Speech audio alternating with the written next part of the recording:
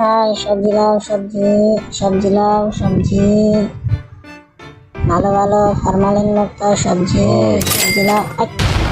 মালটা চিনোস নাকি?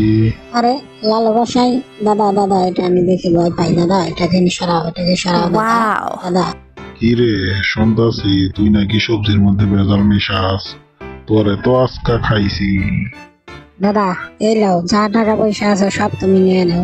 তাও দাদা আমারে কিছু করো না দাদা। হাই, এটাকে কিছু হইব না, তুই আরো বাইর কর।